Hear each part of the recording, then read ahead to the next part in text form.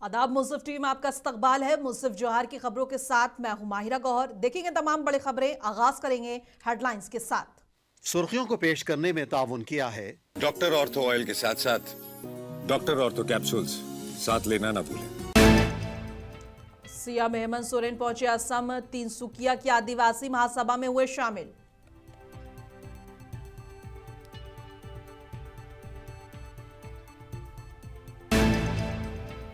केंद्रीय बजट पेश होने के बाद वित्त मंत्री राधाकृष्ण किशोर ने की प्रेस कॉन्फ्रेंस। बोले, आम बजट में झारखंड की हुई अनदेखी।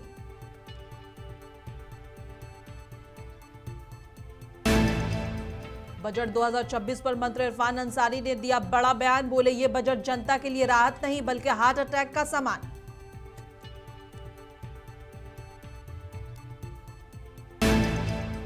राजमहल में राजकीय माघी पूर्णिमा मेला हुआ शुरू। जिला डीसी ने किया आदिवासी महाकुंभ का उद्घाटन।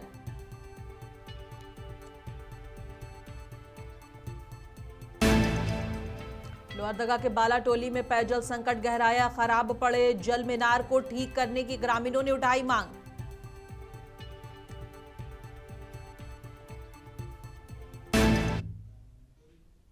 और आगाज करेंगे झारखंड के अहम और बड़ी खबरों के साथ। बता दें कि झारखंड के मुख्यमंत्री हेमंत सोरेन इन दिनों असम दौरे पर हैं। मुख्यमंत्री के साथ राजमहल सांसद विजय हांसदा, मंत्री चमरा लिंडा और राजमहल विधायक मोहम्मद ताजुद्दीन उर्फ एमटी राजा भी मौजूद हैं। इस दौरान सीएम सहित सभी लोग तिनसुकिया में all Adivasi student association of Assam द्वारा आयोजित आदिवासी महासभा में शामिल हुए हैं। महासभा में बड़ी संख्या में आदिवासी समाज के लोग, छात्र और बुजुर्ग मौजूद रहे। मुख्यमंत्री हेमंत सोरेन ने महासभा में शामिल होने का सौभाग्य बताते हुए कहा कि उन्हें असम में अपने हजारों आदिवासी भाई बहनों और बड़े बुजुर्गों से मिलने का अवसर मिला। उन्होंने इस आयोजन को ऐतिहासिक बताते हुए आयोजकों के प्रति आभार जताया है और इस दौरान उन्होंने आदिवासी समाज के संवाद और सहयोग को मजबूती देने पर जोर दिया। सीएम सोरेन ने आदिवासी समाज की एकता, पहचान और सामाजिक सरोकारों से जुड़े मुद्दों पर भी चर्चा किया है और जोहार कहकर अपनी बात समाप्त की। और झारखंड के वित्त मंत्री राधाकृष्ण किशोर ने केंद्र सरकार द्वारा पेश हुए आम बजट को लेकर गंभीर सवाल खड़े किए हैं। उन्होंने इस बजट को झारखंड के लिए निराशाजनक बताया है और वित्त मंत्री का कहना है कि खनिज संपदा से समृद्ध होने के बावजूद राज्य को उसके अधिकार और जरूरतों के अनुरूप कुछ भी नहीं दिया गया। मंत्री ने आगे कहा कि केंद्रीय बजट में झारखंड राज्य को नजरअंदाज किया गया है। हम इकोनॉमिकल रिसोर्स को मेन जो है सो लक्ष्य बनाना चाहते हैं पर्यटन, लेकिन ये काम बिना भारत सरकार के सहयोग के नहीं हो सकता है और कोई भी राज्य इस स्थिति में नहीं है कि बिना भारत सरकार के सहयोग के वो कर लेगा। और फिर भी हम तो इकोनॉमिकली काफी पीछे। क्या मांगे थे हम लोग? तो बहुत कुछ नहीं मांगा था। 1,36,000 करोड़ की मांग की थी कि हमारा जो पैसा बकाया है वो दे दीजिए इस बजट के माध्यम से। बिहार में आपने 10,000 महिलाओं को उद्यम विकास के लिए आपने दिया है। झारखंड में भी महिलाओं को दीजिए 10,000 रुपया प्रत्येक महिलाओं को। जीएसटी रेशनलाइजेशन के नाम पर जो काम हुआ है झारखंड में 4,000 करोड़ रुपए का एडिशनल बर्डन पड़ रहा है। मनरेगा की योजना से 6,500 करोड़ रुपए का एडिशनल आर्थिक भार पड़ेगा, अतिरिक्त आर्थिक भार। तो एक तरफ तो आप पैसा घटाते जा रहे हैं झारखंड को और दूसरे तरफ आपकी पॉलिसी इस तरह की है कि झारखंड ऐसे राज्य को नुकसान होगा। तो कुल मिलाकर के तो आप, मैं तो कह रहा हूं और बहुत खुले रूप से कि मैं तो व्यथित हूं। आपके मन में अगर ये बात होनी चाहिए कि झारखंड एक नया राज्य है, 25 वर्ष का राज्य है, इसको वहां तक पहुंचाना भारत सरकार और राज्य सरकार, हेमंत सोरेन की भी सरकार कमिटेड है, हमारा भी कमिटमेंट है। हम भारत सरकार जो आर्थिक सहयोग नहीं कर रही है तो उससे हम पीछे पड़ रहे हैं। ये सब चीज इस बजट में कहीं दिखाई नहीं पड़। और झारखंड के स्वास्थ्य मंत्री डॉक्टर इरफान अंसारी ने एक वीडियो क्लिप जारी करके केंद्रीय आम बजट पर अपनी प्रतिक्रिया दी है। उन्होंने कहा है कि ये बजट जनता को राहत देने वाला नहीं बल्कि हार्ट अटैक लाने वाला बजट है। उन्होंने कहा कि इस बजट में ना महंगाई पर कंट्रोल करने की दिशा में कोई उपाय किए गए हैं और ना ही युवाओं को रोजगार कैसे उपलब्ध हो इसकी व्यवस्था की गई है। स्वास्थ्य मंत्री इरफान अंसारी ने कहा है कि हमारी मांग थी कि झारखंड में एक और एम्स की सौगात मिले, लेकिन इसमें भी निराशा ही हाथ लगी है। डॉक्टर इरफान अंसारी ने कहा कि केंद्र सरकार द्वारा आज लोकसभा में पेश बजट में युवा, किसान और मध्यम वर्ग सभी को नजरअंदाज किया गया। देखिए, आज भारत सरकार की जो फाइनेंस मंत्री है निर्मला सीतारमण जी ने जो बजट पेश किया, लोगों को बहुत उम्मीद थी कि जनता के हित में आज बजट भारत सरकार लाएगी, लेकिन ये बजट जनता को राहत नहीं बल्कि धोखा और गुमराह करने वाला एक दस्तावेज है। जनता को हार्ट अटैक लाने वाला ये बजट है। महंगाई से त्रस्त आम व्यक्ति, बेरोजगारी से जूझता हमारा युवा और इलाज के लिए त्रस्त गरीब, किसी के लिए इस बजट में कोई ठोस उपाय नहीं लाई है भाजपा सरकार ने।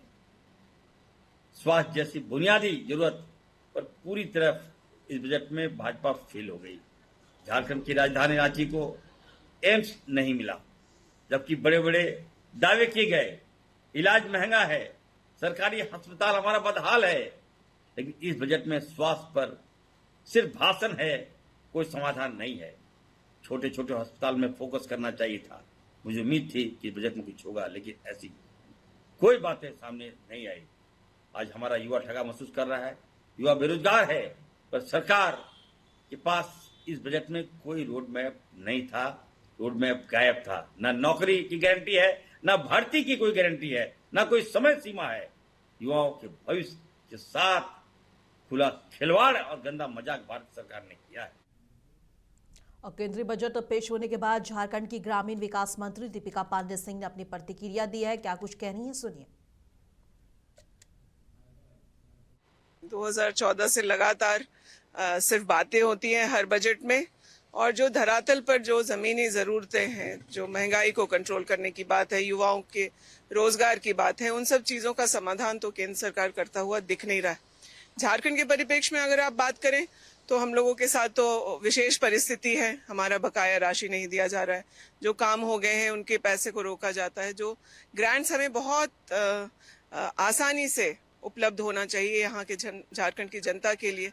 बातें तो हो रही हैं, लेकिन बजट में जो बोला गया या जो फिर धरातल पर उतर रहा है तमाम 2014 के बाद लगातार जो बजट से, तो उसमें झारखंड के लिए कुछ विशेष तो दिख नहीं रहा मुझे। साहिबगंज के डीसी ने राजमहल के उत्तर वाहिनी गंगा तट पर आदिवासी महाकुंभ राजकीय माघी पूर्णिमा मेला का उद्घाटन किया है। डीसी ने मेले के सफल आयोजन के लिए जिला प्रशासन द्वारा की गई व्यवस्थाओं की जानकारी भी दी है।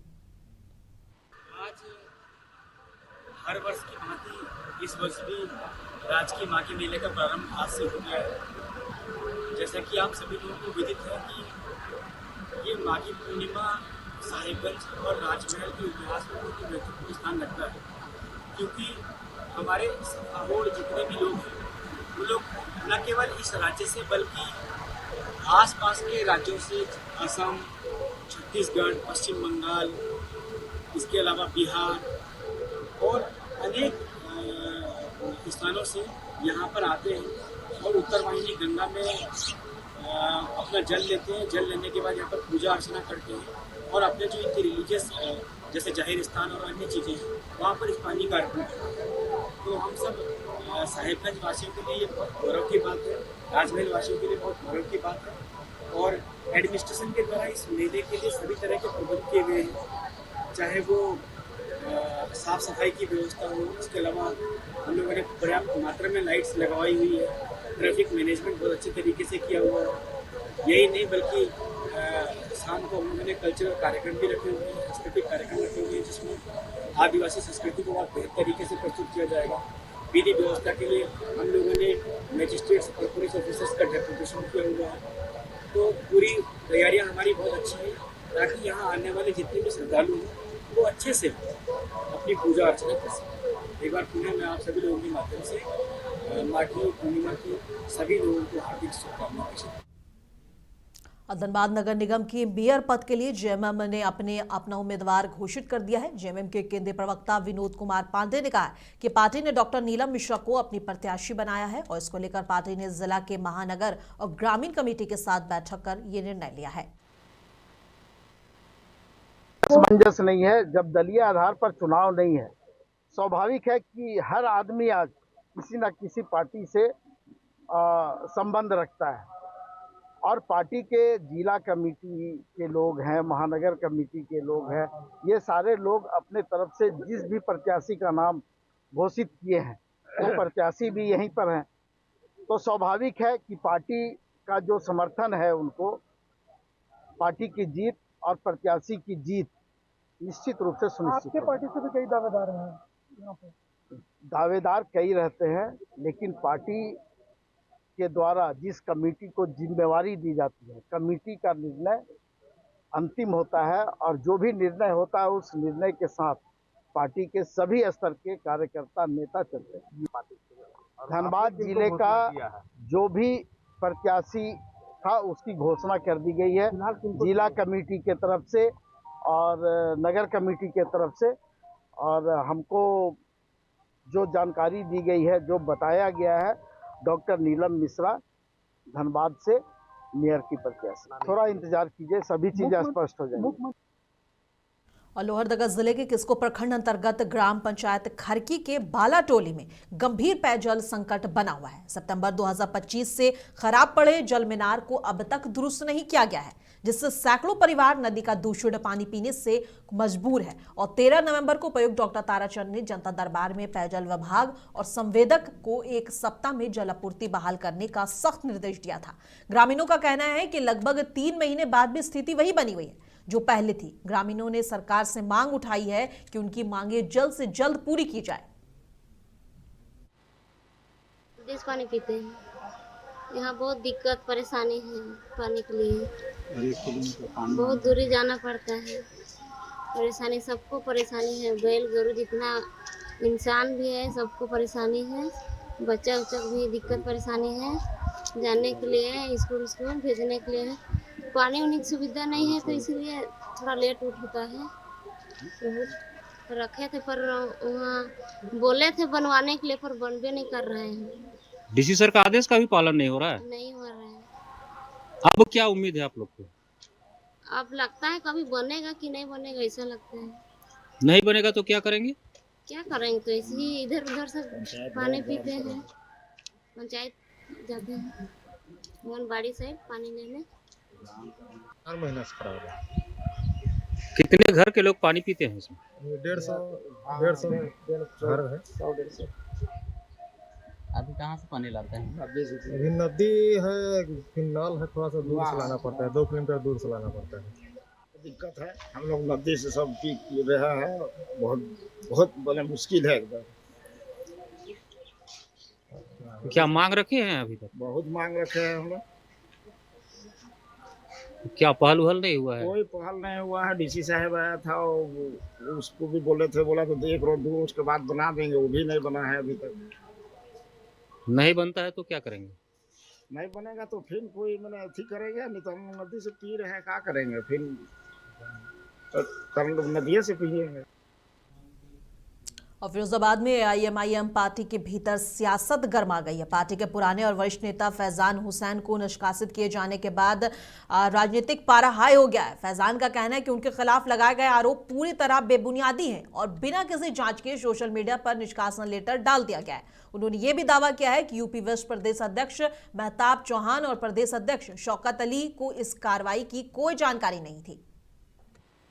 मेरा नाम फैजान हुसैन है और मैं MIM से जुड़ा हुआ एक छोटा सा कार्यकर्ता था। मुझे कल सोशल मीडिया के माध्यम से पता चला कि मुझे मेरा निष्कासन पत्र एक सोशल मीडिया पर डाला गया है, घूम रहा है शहर, और उसमें मुझ पर आरोप लगाया कि पार्टी गतिविधि में मैं गुटबाजी में मैं शामिल था और किसी एक कार्यकर्ता का नाम लिखा हुआ है कि उसको मैंने जानलेवा हमला किया। ऐसा मुझे सोशल मीडिया से पता चला है और मैं इन आरोपों को बिल्कुल सरे से खारिज करता हूँ। ऐसा कोई मामला नहीं है। जिलाध्यक्ष बहुत ही नाअहल, कम अकल, बिना पढ़ा लिखा इंसान है, जिसने एक पार्टी के पद पर रहते हुए बिना किसी मामले को संज्ञान में लिए, बिना किसी बात को जाने हुए, सिर्फ एक कार्यकर्ता के इल्जाम पर उसने इतना बड़ा स्टेप ले लिया। मेरे मुझसे किसी तरह की कोई ना जिलाध्यक्ष ने, ना जिले के दूसरे अधिकारियों ने, पदाधिकारियों ने मुझसे किसी ने किसी तरह की बात नहीं करी। मुझे तो कल पता चला इस बात को शाम में, जब मैं अपने कुछ दोस्तों के साथ बैठा हुआ था, तो मुझे पता चला कि मेरे साथ ये मुझे पार्टी से निकाल दिया। और कासगंज जनपद की तीर्थ नगरी सोरों में राजनीतिक विवाद जो है वो बढ़ गया है। यूजीसी द्वारा लागू किए गए रेगुलेशन के विरोध में भारत बंद का व्यापक असर देखने को मिला। स्वर्ण संगठनों के आह्वान पर पूरा बाजार पूरी तरह बंद रहा। व्यापारियों के साथ साथ सामाजिक और धार्मिक संगठनों ने भी बंद को समर्थन दिया और इस दौरान द्वारकाधीश अनाज मंडी चौराहे पर यूजीसी रेगुलेशन को काला कानून बताते हुए पुतला दहन किया गया। प्रदर्शनकारियों ने नारेबाजी कर केंद्र सरकार के खिलाफ रोष जताया और कहा कि सरकार को जन भावनाओं का सम्मान करते हुए इस रेगुलेशन को तुरंत वापस लेना चाहिए। आज यूजीसी कानून के विरोध में जो नया कानून बना है उसके विरोध में जो बंद का आह्वान किया गया था सवर्णों के द्वारा, तो आज ऐतिहासिक बंदी हुई है, आप सभी ने देखा होगा। और उसी के विरोध में जो नया कानून है उसके प्रतीकात्मक पुतला दहन किया गया है तीर्थ नगरी शोरूम में। ये भारतीय जनता पार्टी ने पहले हिंदू और मुस्लिम की लड़ाई कराई थी, अब सवर्ण और एससी की लड़ाई करा रही है। ये सरकार ने हमेशा सवर्णों ने वोट किया था सरकार को, फिर भी ये सवर्णों के शोषण कर रही है। झांसी के रक्सा थाना क्षेत्र में एक बड़ा हादसा होते होते टल गया जब कुत्ता बचाने के प्रयास में एक ट्रैक्टर अनियंत्रित होकर पलट गया। रक्सा पुनवाली मार्ग पर कोटखेरा गांव के पास हुए इस हादसे में ट्रैक्टर सवार जीजा साले बाल बच गए। बताया जा रहा है कि चालक आकाश राजपूत सड़क पर आए कुत्ते को बचाने की कोशिश कर रहे थे, तभी संतुलन बिगड़ गया। हादसे की पूरी घटना पास वाले लगे सीसीटीवी कैमरे में कैद हो गई। गनीमत रही कि दोनों को कोई गंभीर चोट नहीं आई।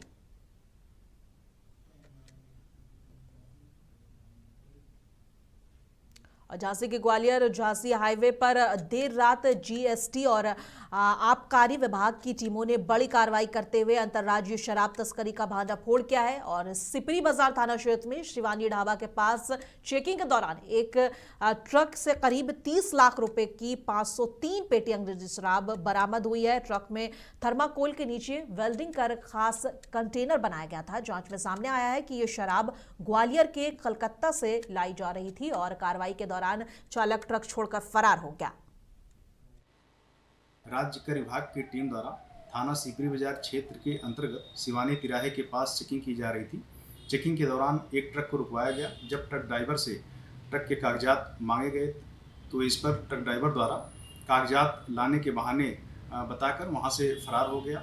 जब गहनता से छानबीन की गई तो यह जानकारी हुई कि ट्रक में शराब की बोतलें हैं। इस पर थाना सिपरी बाजार की पुलिस, आबकारी विभाग की टीम और राज्य कर विभाग की टीम द्वारा संयुक्त रूप से ट्रक के अंदर बने लोहे के कंटेनर नुमा बॉक्स को इलेक्ट्रिक कटर से कटवाया गया तो वहाँ 503 पेटियाँ इंपीरियल ब्लू की शराब बरामद हुई हैं और इस पर थाना सिपरी बाजार में आबकारी अधिनियम के तहत ट्रक मालिक सतीश और ट्रक ड्राइवर के विरुद्ध अभियोग पंजीकृत किया गया है और इस प्रकरण में गहनता से छानबीन की जा रही है।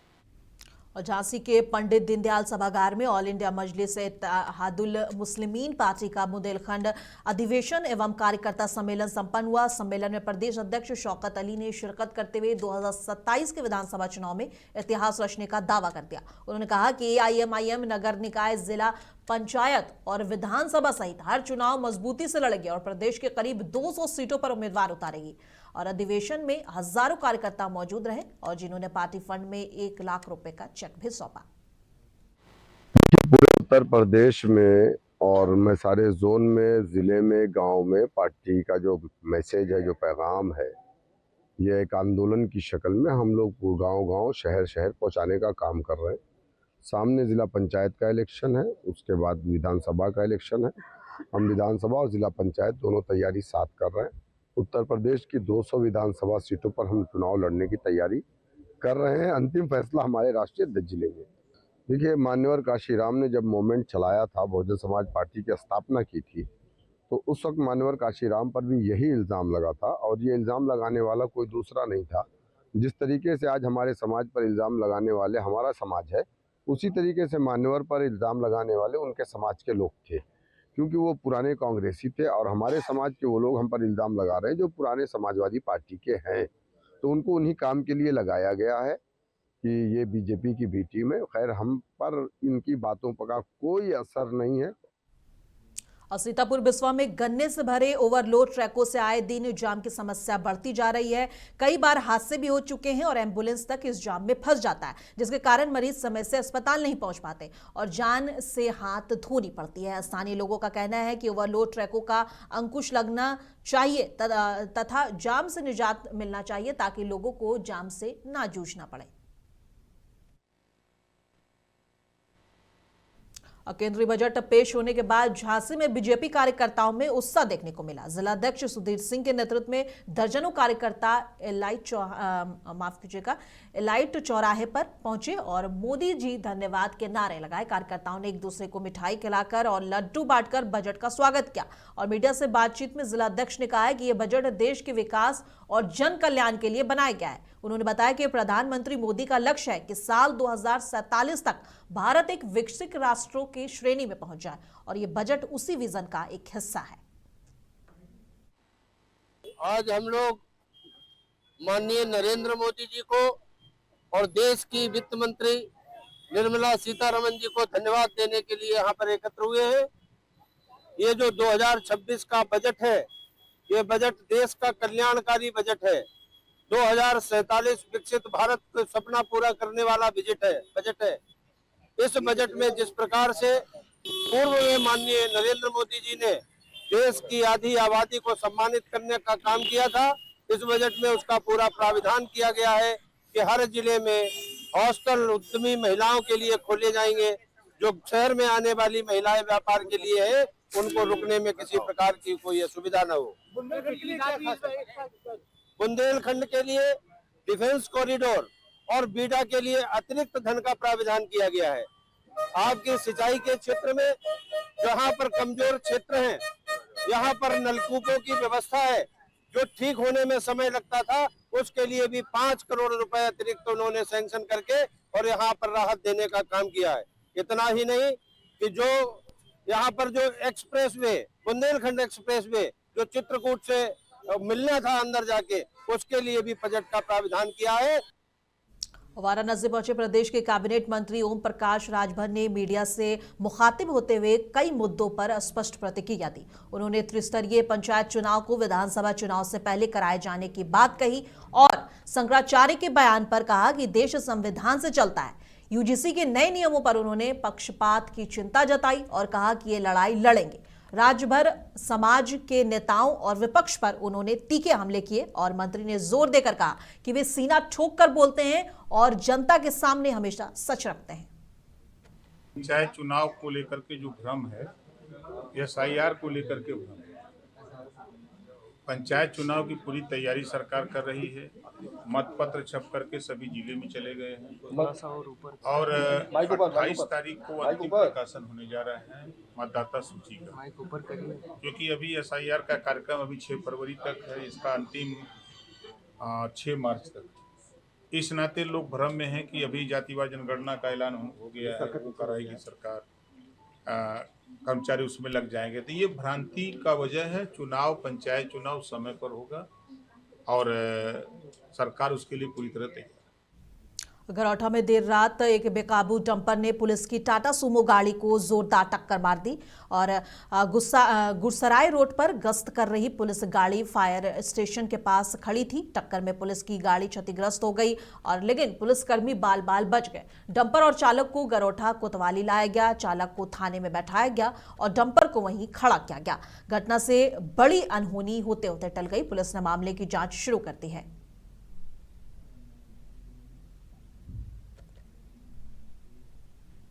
कौशाम्बी के सैनी थाना क्षेत्र के कानीमई गांव में देर रात घर के बाहर चारपाई पर सो रहे एक अधेड़ की अज्ञात हमलावरों ने धारदार हथियार से हत्या कर दी। हमलावरों ने अधेड़ के सिर पर कई वार किए जिससे उसकी मौके पर ही मौत हो गई। सुबह परिजनों ने खून से लथपथ शव देखा और पुलिस को सूचना दी और सैनी थाना पुलिस ने शव को कब्जे में लेकर पोस्टमार्टम के लिए भेजा है और आरोपियों को गिरफ्तारी के लिए जांच शुरू कर दी गई है। पुलिस मामले को सुलझाने का भरोसा दिलाकर जांच कर रही है। ये थाना सैनी क्षेत्र में कानेमो गांव पड़ता है, जहां सुबह थाने पे सूचना मिली। आज सुबह लगभग 6 बजे के आसपास ये एक व्यक्ति जिनके सिर पे चोट लगी हुई है, उनके अपना चाय पानी की दुकान है, उसी पर पड़े हुए हैं। तत्काल मौके पर पुलिस पहुंची, अधिकारीगण पहुंचे और बॉडी को उठा के भेज दिया गया मोर्चरी के लिए। जिन पर परिवारजन संदेह व्यक्त कर रहे हैं, उनसे हम अभी जल्दी उनको हिरासत में लेकर पूछताछ करेंगे और जो घटना खुलासा से। महोबा में अपर निदेशक स्वास्थ्य ने जिला अस्पताल का दौरा कर व्यवस्थाओं का जायजा लिया। इस दौरान सीएमएस और स्टाफ व्यवस्थाओं के प्रति बेपरवाह नजर आए। दौरे में अस्पताल में ढेरों अव्यवस्थाओं की हकीकत सामने आ गई। मीडिया के सवालों पर जांच अधिकारी बसते नजर आए और अस्पताल के हालात और कर्मचारियों की लापरवाही ने स्वास्थ्य सुविधाओं की गंभीर स्थिति एक बार फिर से उजागर कर दी है। और केंद्रीय बजट आने के बाद समाजवादी पार्टी के प्रमुख अखिलेश यादव ने अपनी प्रतिक्रिया दी है। इनका क्या कुछ कहना है, एक बार सुनिए। सरकार के बजट के आने के बाद सेंसेक्स ही बोल गया हो, उस पर क्या बोले। बजट आने के बाद सेंसेक्स बोल गया, उस पर क्या और बोल सकते हैं। और फिर कितनी गिरावट आएगी रुपए में, सेंसेक्स में। कहीं ऐसा तो नहीं है कंपटीशन चल रहा हो कि कौन ज़्यादा नीचे जाएगा। और जहाँ तक सवाल डिफेंस कॉरिडोर का है, उत्तर प्रदेश ने बहुत करीब से देखा है। हजारों एकड़ ज़मीन एक्वायर हो रखी है डिफेंस के कॉरिडोर बनाने के नाम पर, लेकिन उसकी उपलब्धि क्या है, वहाँ कितना काम शुरू हो गया बुंदेलखंड में। जो पहले से बने हुए डिफेंस के इंफ्रास्ट्रक्चर थे, वो जिसको दिया हो, वो किसको दिया, वो बीजेपी जानती है। और बीजेपी के बहुत सारे अदृश्य मित्र हैं जिनको बहुत सारा लाभ मिलता है। ये बजट उन अदृश्य लोगों के लिए ज़्यादा बना था। 5% लोगों के लिए बजट था। किसान जहाँ गन्ने पैदा करने वाला है, आलू वाला किसान है, आपका धान वाला किसान, उसके लिए क्या लाभ मिला है? क्या एमएसपी तय हो गई? हॉर्टिकल्चर क्रॉप्स पे कितने पे एमएसपी तय कर दी सरकार ने? बहुत से लोगों की ये मांग रही है कि मिल्क पे भी एमएसपी तय हो। क्या सरकार ने मिल्क पे एमएसपी तय की है? तो ये तमाम चीज़ें जब हम देखते हैं तो बजट ऐसा लगता है कि कुछ अदर्श लोगों के लिए बनाए। ये तो भारत सरकार को अपनी विदेश नीति पे विचार करना पड़ेगा कि किस दिशा में विदेश नीति उनकी जा रही है। सर, फॉर्म 7 का विरोध किया समाजवादी पार्टी ने, क्या दिक्कत है? फॉर्म 7 भर कर के आ रहे हैं। ये भारतीय जनता पार्टी धांधलीजीवी पार्टी है, इससे बहुत सावधान रहने की जरूरत है। अब मुंसफ जहार की खबरों में बस इतना ही। कल फिर मिलेंगे इसी वक्त। तब तक के लिए देश दुनिया के तमाम खबरों के लिए बने रहें मुंसफ टीवी के साथ।